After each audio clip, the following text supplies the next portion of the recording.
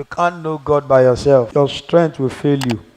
No man can know God by himself. Whichever way you are trying to look for God, if it is not the way he has designed, you will not see the Elohim himself, or you see other gods. There is a way the Lord has designed on how to seek him, to find him. The moment you begin to yield up your spirit man to heaven to look for God, God will have no option but to meet with you because you have made the move to seek him. That's one. Another thing I want you to understand and realize that we are seeking God, and for everybody that is seeking God, there is always something that we are seeking God for. Our appetite is bigger than each other. Our appetite is larger than each other. Our hunger and thirst is far than each other. When your appetite is not big in the things of God, there is no way that you can see the depth of God. And that's why I'm going to show you a lot of places in the scripture to let you know that everybody that's coming to church, 90% they are seeking God for the wrong reason. For the wrong reason. Where I was preaching yesterday, I told them, some of them opened their mouth and said, I said, yes. Because this is something that I've always been saying. That the Lord said, the Lord told me that the revival that is coming into the church and into our generation, for that revival to come, we must meet up to what our fathers of faith did. The level of holiness, righteousness, the level of prayer, level of fasting, level of seeking God. We must meet up to that level and double it before the revival comes. Is it the Gen Z generation that is ready to meet up to that?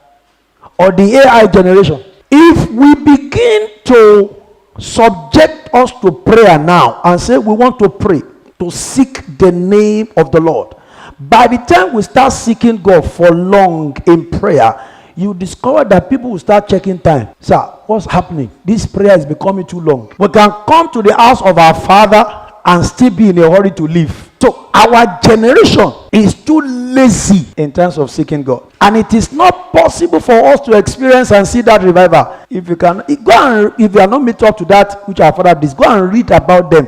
You yourself, you will know that we are playing. We are still joking. You see all these frivolities that we are doing in church. We are still joking. You know, persecution is still the purging power of the church. And that persecution will still start again. If some of us do not see persecution, we will not pray. We will not cry to him. When the apostles saw persecution, they shouted, Lord, behold their threatening. They cried out. The persecution forged them and purged them. Do you think that we will see the God of the apostles if you do not seek the God of the apostles the way they sought that God? You can't see God of the apostles. You can't see the God of the Bible if you do not seek God the way the patriarch of faith sought God. It's not possible. So there are different categories of people that comes to church. Different categories. And one thing you don't know is this, that it is the more you seek him, the more he begins to do things that is beyond the realm of your possibilities. God will not cease to amaze us. He will keep amazing us if we try to make sure that we seek him. This is the generation of them that seek him. Those that God requires, those that God delights in most of the time, are those that seek God at the top of the hill, not at the base of the mountain. Do you know the king of the kingdom? The king of the kingdom. If you know the king of the kingdom and you want to replicate what he has done, then you'll be ready to die for him.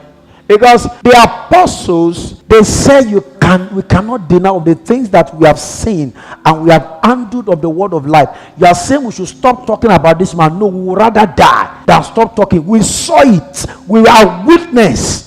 We saw it that. So if you have not seen the king, you will not be ready to die for the king. It's because you have not seen him. That's why you can say appetite for earthly things. You can say appetite for the things of the world. The lifting will come, like I said. But the essence of the lifting is for his glory, not for you. It's for his glory. And the Lord wants you to meet with kings on earth is for his glory. Whatever it is that he will give to you is for his glory, not for you. Because it is what Jesus saw the Father does that he is also doing on earth. So it is what you see Jesus do that you should do. Or if you have not met him, how will you be able to replicate what he's doing? You have not met him. You have not met him. If you have met him, if you have met him, there are certain things that will die naturally in you. It just die. You just lose appetite for what is not in him and what is not after. Lo, the King of the kingdom.